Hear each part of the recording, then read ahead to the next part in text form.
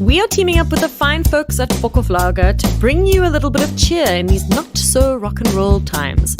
Over the next month, we are going to be giving away Vlogger hampers worth 1,000 Rand. And all you have to do to enter is head on over to our socials and tag the person that you think could use a little bit of love. Hell, they might even share their hamper with you. Remember to use the hashtag Vlogger and remember to tag at Texx Talks. That's Texx with a double X.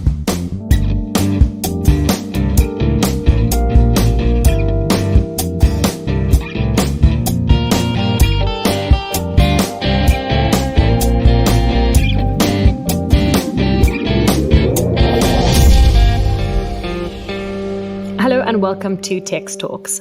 I am Texx, and today I am talking to one half of a much-loved dance music duo who have been flying the flag high for Tshwane, the undisputed house music capital of the country, for the last 10 years. Their percussion-driven electronic dance music and wildly energetic performances helped establish them as purveyors of South Africa's burgeoning house scene as they traveled the world and climbed the charts to praise and critical acclaim. With a sound built on the foundations of the drum, with rhythms structured by the rich cultural heritage of South Africa and executed in the familiar style of house music, they are award winners and genre pioneers. I am, of course, talking about Thabo, Smol, Mabogwane, one half of the duo better known to us as Black Motion. Smol, welcome to the show. How are you doing? Hey, Texx, how are you? I'm good. Very, very, very, very, very dope, man. How are you doing? I'm good. It's good to hear that you're very, very dope. Where in the country are you?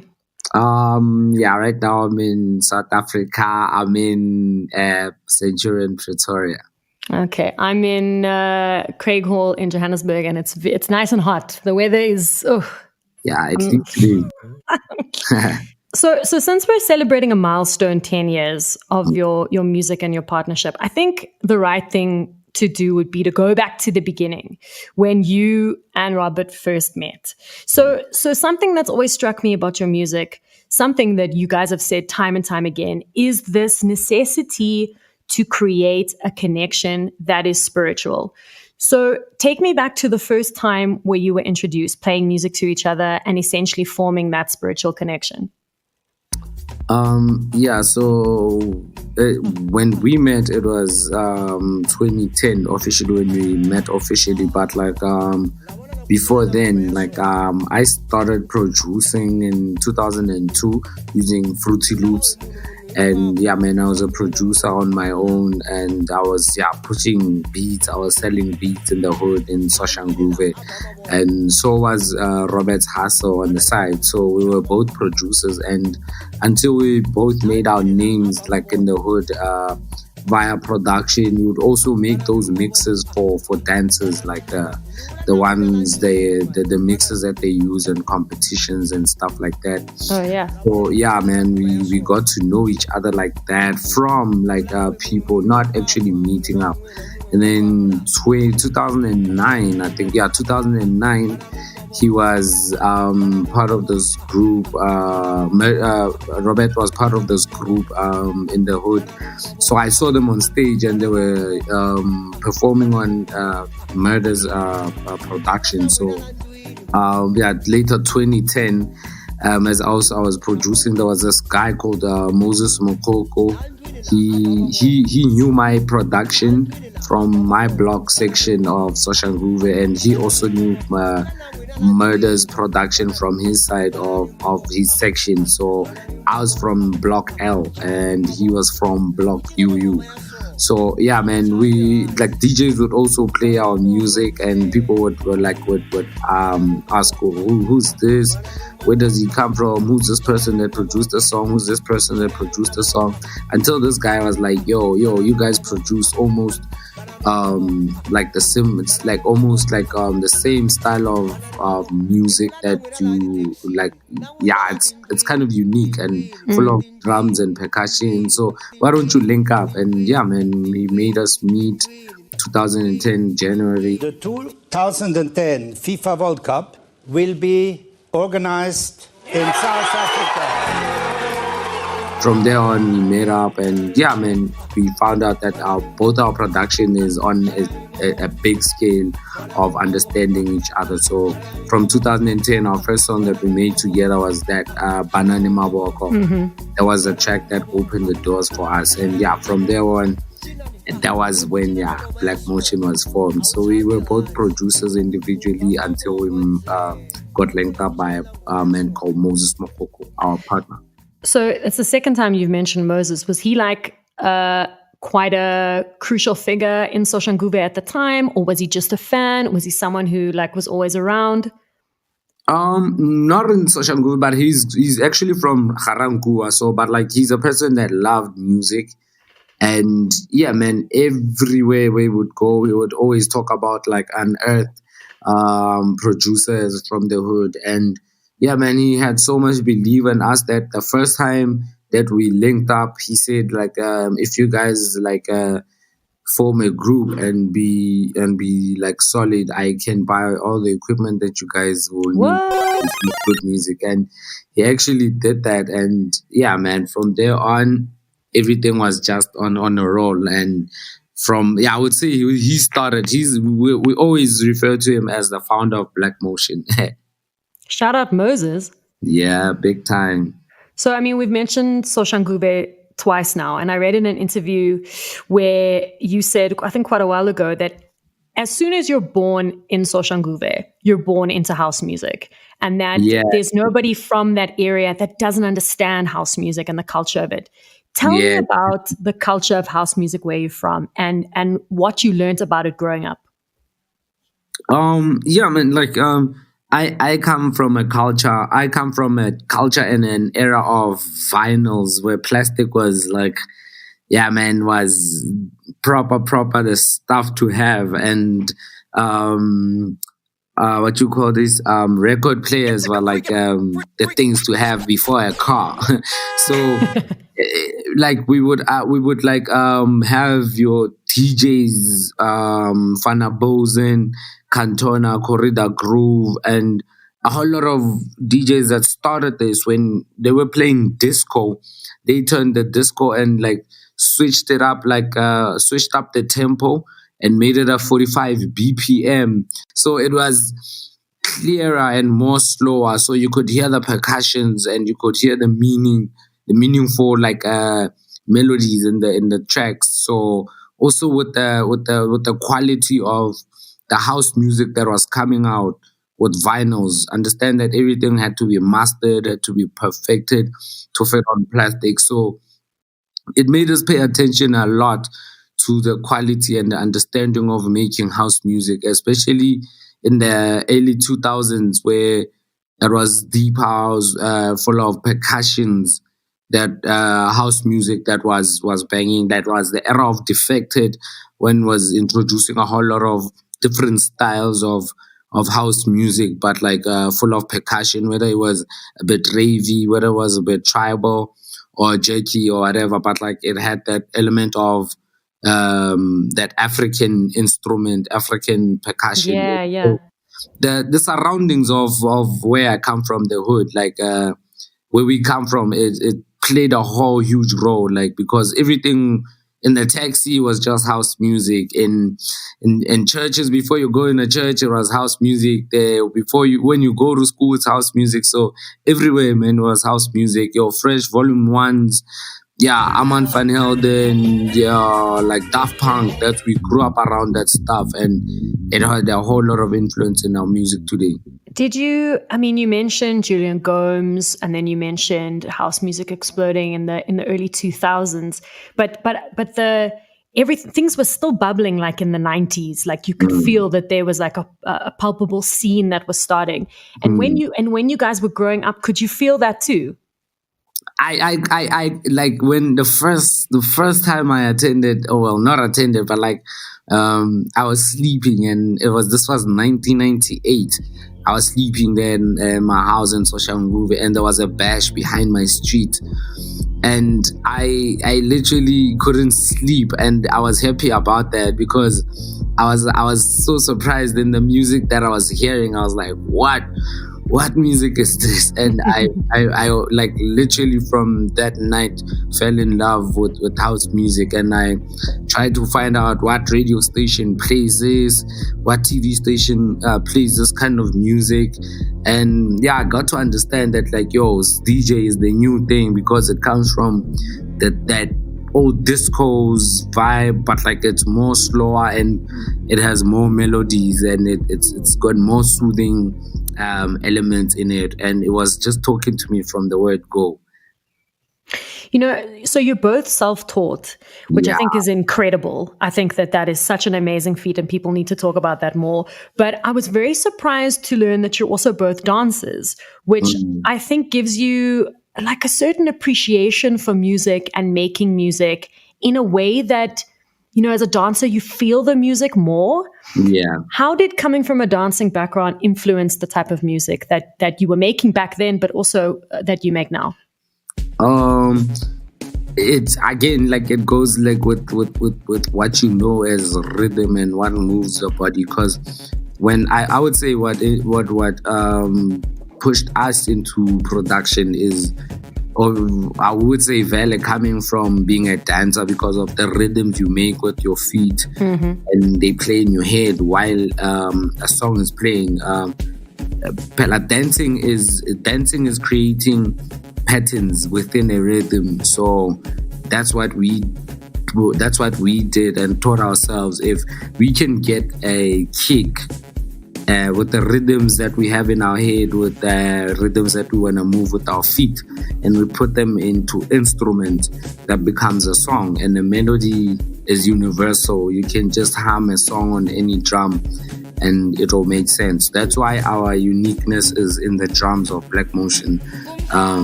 We fill up our drums and we make our drums unique. We use native instruments to our rhythm of the dancing, of how we would be dancing on stage to a certain song. So yeah, the dance is very important in corresponding with the production of what we do. And the lineage of you using drums goes back, I mean, to your tradition, because, you know, you're both Pedi and you're descendant from the clan of the Rain Queen. I want to say Queen Mojaji. Am I pronouncing that correctly? Yes, ma'am. Oh, yay. Okay, because sometimes I really screw up the pronunciation so badly. But the drum from your clan is the source of all of your communication. When we're healing the people, we use the medicine. And the medicine is from the trees. And we're using the soul. We're using the stone. We're using the fire. We're using the water. And we're using the belief. Belief is the highest medicine from our people. And it's this important part of your culture. Tell me about the importance of making the drums the main driving force of your music. The drums are we would say the heart of what we present to the people and all over the world. So as well, the drum is the heartbeat of a person, and a beat or a rhythm starts off from the heart. So we call our drums the heart of the performance and the heart of what we try of our art. And because we communicate better with drums, and it's also in our clans that we don't use words to communicate and to go deeper into thoughts. We use our drums, and in every instance that we want to celebrate, we want to communicate, we want to give thanks, or we want to welcome someone in the family, or we want to start a new era, we use drums. So I would say it's an element that is very needed by every aspect that we try to do when we make the music. If we make the music and find drums that have to match the production. So yeah, man, it plays a huge role. We are Pedi, and everywhere we go, and there's people that are connected or people that have to go for initiation, and we play the drums or we play a certain pattern, it's always messing up people. Like they take some bags. Some people come and cry and say, "Yo, you've opened something for me." Some people come and say, "You've healed us." That's why we call the album The Healers, because that's what we get on a daily basis. People saying they healed with our drums, and that's the most important thing. Before the fun, we make sure like it's spiritually connected to the fans. I'm so happy that you mentioned your latest album, The Healer, and we'll get back to that because I want to talk to you about that in a bit. But I've seen you guys perform quite a few times over the last few years.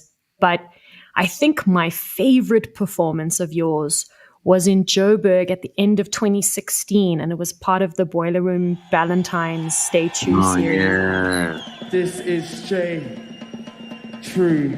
Valentine's and Boiler Room. We're live in Johannesburg, man. Make some fucking noise. We're live in Johannesburg, man. Make some fucking noise.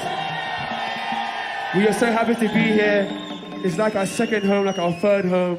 But forget all of that, because up next, I have live for you right now for the second time on Boiler Room, my boys, Black Motion!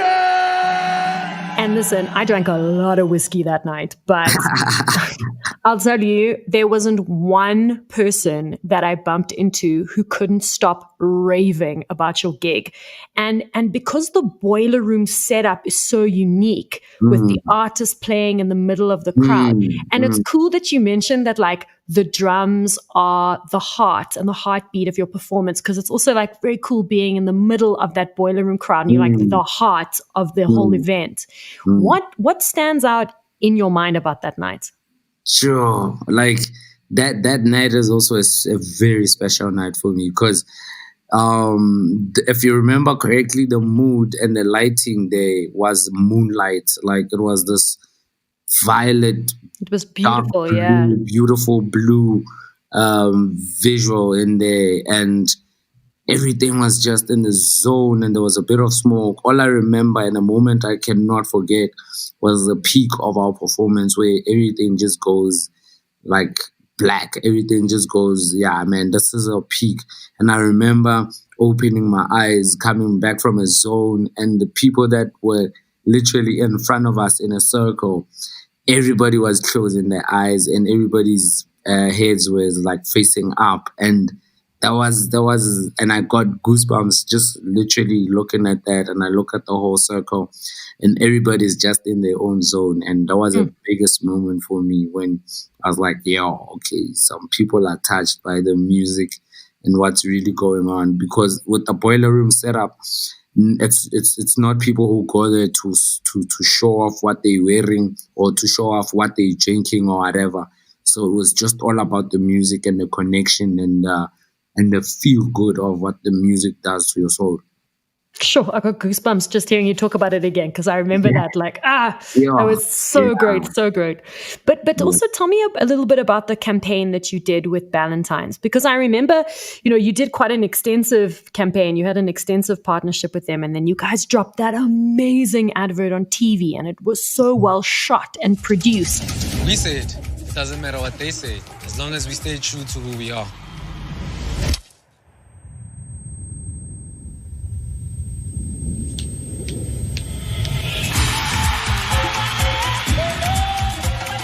So inspirational, like definitely one of the better South African brand partnerships with musicians that I've seen over the years. How did that partnership come about? That partnership was one of, again, the unforced partnerships that we had encountered in our careers, because we stayed true to what we believed in. We never follow trends, and we never go with what's trending at the moment. So also it was in alignment with their brand, because their brand is, the slogan is "Stay True." Stay true, yep. Yeah. So yeah, man. So it was the perfect brand to work with us, and everything worked out perfectly. Like our stories was very loved by the high people there, and it was authentic. Nothing was forced, and it was a beautiful JC. And man, it was just amazing to work with them. And yeah, man, like going forward, there's just a whole lot of things that are coming with a whole lot of brands as well, because we stay true to our brand and not because we forcing or we have to be there for the money or anything, but it's because it's brands that aligned with us staying unique and staying true to ourselves. Small, doesn't it make it so much sweeter though when you have these connections and form these partnerships with these brands that are so organic and like really just fit in? And it's not like fake or forced, or you're not being paid to advertise something. Like there's so many artists out there that are like a Twitter and a Facebook post there. Like isn't it so much sweeter to have both of you guys align and to just have it feel so right? It is, it feels so amazing. It feels so amazing. Yet it feels like you could teach a whole lot of in inverted commas, like influences of brands that what their worth is really and what their alignment is, because a whole lot of celebrities in South Africa are missing the point of pushing what is in alignment with them, even if it's whatever, but like it has to be alignment with them, because in a whole lot of instances, there's a whole lot of people that you can see that this brand is forced, or it's either this is for the money or whatever. But when it comes to certain things, and when people see the organicness and the authenticity in the brand collaboration, then it means you're doing the right thing. And it's not a force for people to buy it because you own whatever product it is, but like you don't even have to have a face on it. But as long as you know your alignment and the trueness of it, and I think it sells itself because they know it's based on a true story, and it's selling because of a true story and the inspiration of what made the collaboration work. So I wish we could just open up a discussion with a whole lot of people that have endorsements or so-called sponsorships and endorsements, just to let them know what their worth is and the alignment, what alignment truly means. So yeah, man, it's all about making it work for both of you unforced. Yeah, making it work for both of you, but also knowing what you're all about and what your brand is all about. And I think that's what Black Motion do very well. You guys your roots run very deep and you know exactly who you are. But you've performed all over the world, in Zimbabwe and Croatia and Canada and Switzerland and UAE and all of those places I mentioned probably twice. but where would you say was the most eye-opening place that you performed at for whatever reason? For me, and I also think for Bongani as well, because this has always been our highlight. This was New York in 2018. This was New York in 2018 in Brooklyn. Oh wow, recently. Brooklyn Mirage, and this is when we sold out, and this was in a posh place, like a place where I would say other people would say, nah, man, you wouldn't even sell that, blah, especially if, you know how the States is, like, especially if you're black and they say you have a show there, it wouldn't sell out. But like, to the surprise, we sold out because there was a lineup with Coffee and us and Angelo, DJ Angelo. And yo, man, it was so crazy that after when we played, because we didn't know how big it was, and we just played and everybody was just going crazy and crazy.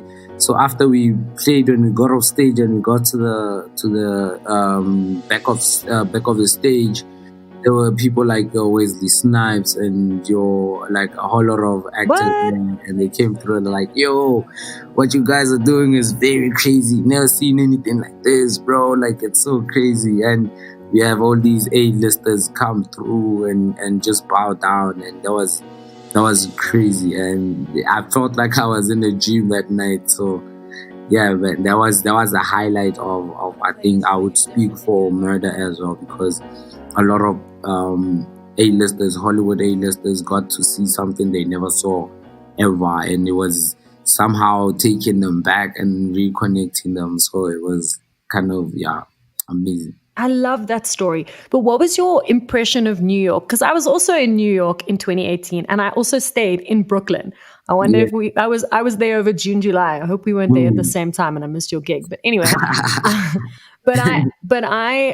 like, it was my first time to New York, and I felt like it was the first city that I'd been to where I felt like if I worked really, really hard and hustled, I could make something of myself in the city. Like, I found it very inspiring. Yeah, true. What was your vibe of the city? Yeah, man, everybody is on the hustle. I like everybody is on the like you need to like reap what you sow. You can't just live in New York and think everything will just flow. Everybody who is there is a true hustler, and especially when you don't come from New York or you don't come from the US and you live that side, it's all about the hustle, and it's really inspiring when you see people have like 5 jobs, and at the end of the day he's in a Giorgio Armani suit enjoying his life on a rooftop. And that's the life, man, when you hustle and enjoy your money in a city where you're inspired to work more harder. So yeah, man, I got more inspiration when I was that side of working harder and enjoying yourself after that. You know, if I think about it, like some of South Africa's biggest musical exports over the last 10 years, like all house music, like Afro tech, like Oskido, Black Coffee, Gulo, Shimza, and obviously you guys. But did it take you a while to build up that same level of appreciation in South Africa like you received elsewhere in the world when you blew up?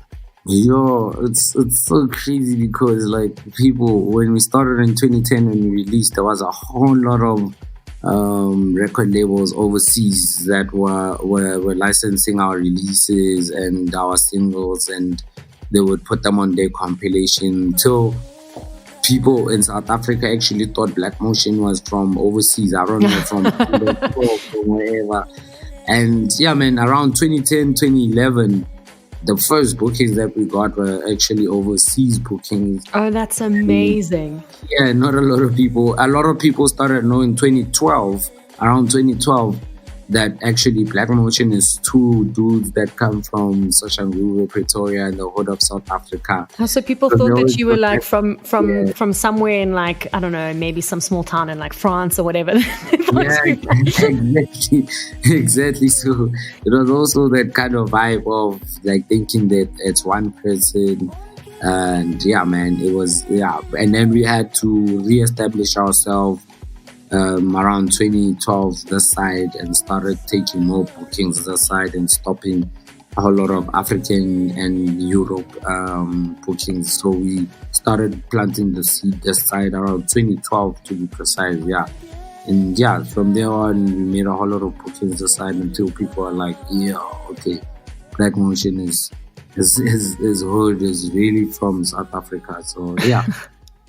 Well, I mean, you've won Best Dance Album twice and Best Duo or Group twice at the South African Music Awards. And, you know, I know a lot of people like to say, oh, you know, it's just an honor to be nominated. But what does it really feel like for all of your hard work to be recognized by an industry of your peers? Yeah, it's always never like you can never explain the feeling that you get, especially, again, they're right when you say nomination. Just saying, you seeing the name on the people who worked hard, like amongst everyone who released an album there, and you considered as the one that was like working the hardest, and it's just so crazy. And it's not you who put yourself there. You don't force to be put there. It's by the people. It's by the votes. It's by people saying, okay, I mean, this is my vote. These guys work hard and they appreciate it. And it's always an unexplained feeling. You can't explain that feeling, but you just appreciate the recognition for the hard work. So there's a rich culture of storytelling in African culture, which is passed on from ancestors and then from generation to generation. And I feel like your decade-long career is about keeping your tradition alive. And I wanted to know if there was a narrative thread that runs through all of your albums, like from your debut album, Talking to the Drums, to your latest album, The Healers. Yeah, there's actually like a thread, because when we started this, as much as people won't believe, like we really had a plan of 10 years, like amazing initiation thing, and it really, we as much as we were talking about it as a joke, it really happened. And yeah, man, like our spiritual journey is as true, as real, and as lengthy as the actual journey to being a traditional healer, because you start with the initiation of like you being welcome and going to find out what's going on. Obviously, you get introduced by the drum, and you talking to the drum. You want to understand from hearing the drum, where are you going? Where's your spirituality aligned?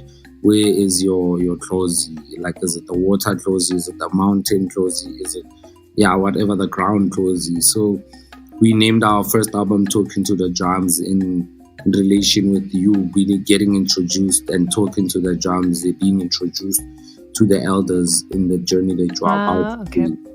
And then the second album was titled Aquarium Drums. This is now the second phase of the initiation, where you go underwater. You most spend your times by the water or in the water, and that's where you get your truth and you get your strength and you get over your fears. And that's where you find out whether your clothes is from the water or what. And yeah, man, there's deeper explanations than that. I'm just like explaining just on the surface. And yeah, the third album was titled Fortune Teller, which is now the stage where you are now almost ready to say you know where you're heading, you know where your direction of being chosen as a representative to be a traditional healer is, and you know the direction. You can now tell where you're going as a fortune teller, like we would say. Tells the people what to expect, and you know what to expect with your journey. And the fourth one was called Yabadimu. Mm-hmm. And yeah, man, Yabadimu is an offering saying thank you. We've realized where we are aligned, where our journey is going, and where we want to be. And the fourth one, the fifth one was Moya wa Taola. Moya wa Taola is now saying we have that capacity to say we can almost like say you can come consult. We know the direction of the music that we want to take and what it does to people. And our music has moya, which means there's a whole lot of spirituality that touches people. And yeah, man, came now is the healers.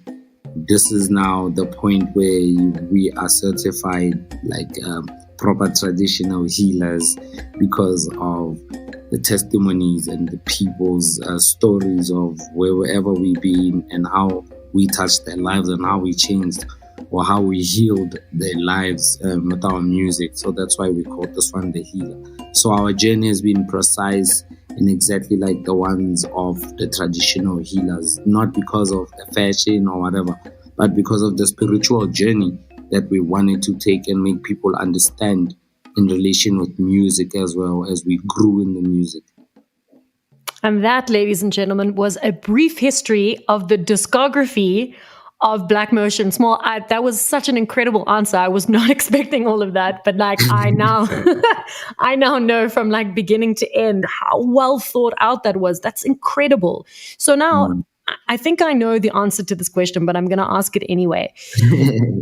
The Healers, The Last Chapter. That's the full title of this last album. Yeah. And at first, I thought that maybe you were calling it The Last Chapter because that's it. It's 10 years, you guys are done. But now I'm thinking you called it The Healers, the last chapter, because it's the last chapter in this thread of albums that you've done. And also it's like closing a chapter on the first decade of your career. Am I on the right path? Yes, ma'am, you're very true. You're very correct. I mean, like, I love how you call me ma'am, by the way. Yes, yeah, like, yeah, like respect, yeah. So yeah, man, like it's unfortunately, like, oh no, fortunately, for the fans and for the people that follow us, this is the last chapter of the 10 years book, because again, as each album was released, we took it as a learning book, as a book of life. And yeah, man, this chapter of the 10 years book, it was like, yeah, man, learning a whole lot of things that put us where we are today. So we're moving on to the next chapter, the new chapter, more production, more experimental things with native instruments and more vocalists, and yeah, more strong performances all over. Okay, so I want to talk about your Red Bull Rendezvous performance, which was such an incredible way to celebrate a decade of Black motion. What was the significance of picking the 3 rondavels in Graskop and in Mpumalanga to tell your story?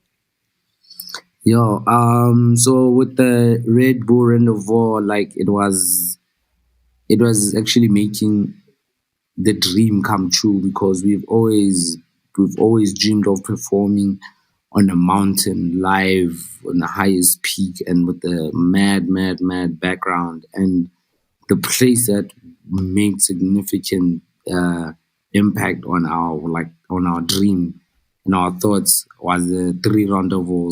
And Red Bull and Red Bull Rendezvous made it possible for us by going there and actually making it possible for us to actually be on top of a mountain with the background of the 3 rendezvous and the beautiful rivers and beautiful heights. And they made it possible for us to get that place and set up it's like a proper stage on top of a mountain on a peak and make us perform there. So with the Red Bull Rendezvous, it was a dream come true, because we always had a vision and we always had a dream of performing our music on top of a mountain, because we had always called our music music of the mountains.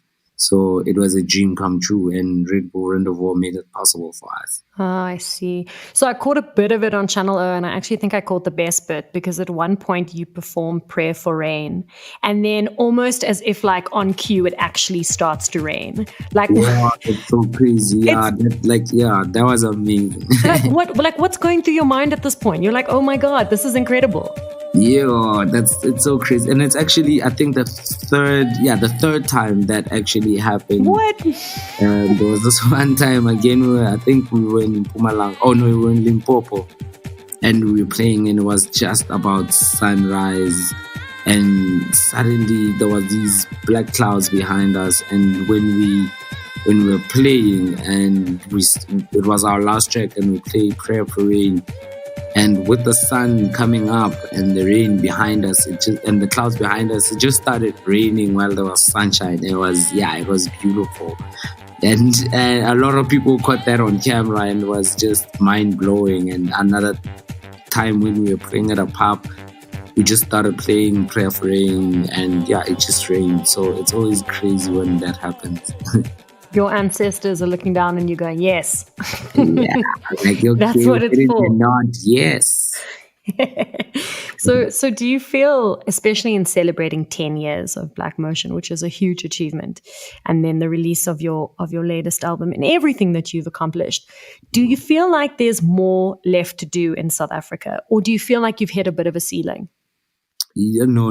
You can, I think as a producer, you can never hit the ceiling as long as you know that your mind is vast, and you don't call yourself a certain genre producer. Like, you don't call yourself a house producer. Mm-hmm. And that's when if you call yourself a house producer, then that's when you're gonna hit the ceiling, because you would wanna be boxed in one place. But like right now, we our next step is scoring, because we're so big right now into scoring films and into scoring like proper heartfelt ads, and that's where we're going. And you can never reach the ceiling as long as you're creative and you're in a creative space, and your passion grows every day. So if your passion grows every day, you can never reach the ceiling, because you always want to think of more things. And when you discover that you can do something that nobody has done, or try something that nobody has done, it's like starting really from the ground with the knowledge, and you're going to make it. So you'll never have a limit of the sky. I love that answer so much. And it's very cool to hear that you're also branching out and wanting to soundtrack films and adverts and things like that. But also, you mentioned in an interview that you wanted to diversify from music as well, and like focus on agriculture and social empowerment. How exactly are you aiming to branch out into those areas as well? Like we already have some things that we done, and it was us trying to understand and learn about the scoring of films and scoring of ads. And there's one that we scored. It was a South African tourist ad. I think it was a tourism ad, and it, with the scoring and everything that was in it, I think it won 2 awards overseas, the Canes or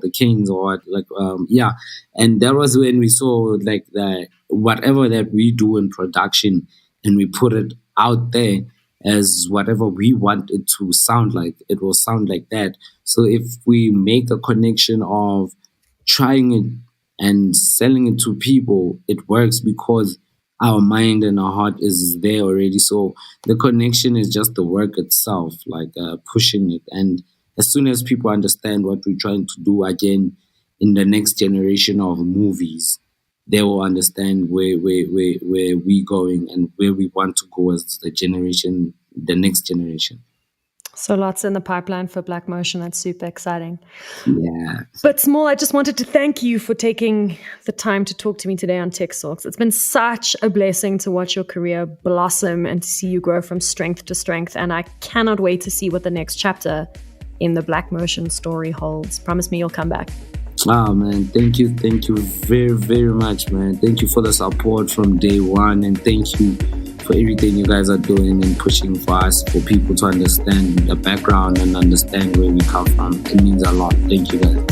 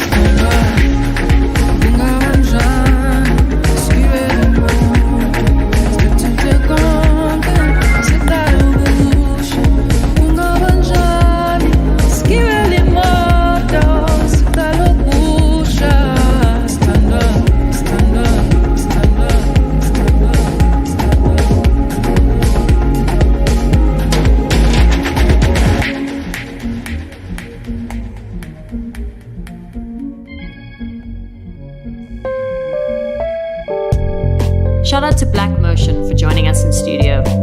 Thank you for joining us for another episode of Texx Talks. Be sure to check out texxtalks.com for more episodes. And don't forget to subscribe to our podcast on Apple Podcasts, Spotify, CastBox, or listen to Texx Talks on all good streaming platforms. Also, a huge shout out to Tom's, the only music store, for being the most incredible technical supplier. From myself, Texx, our producers Jonathan Ings and Matt Lurtz, and our research assistant Al Clapper, catch you on the flip side.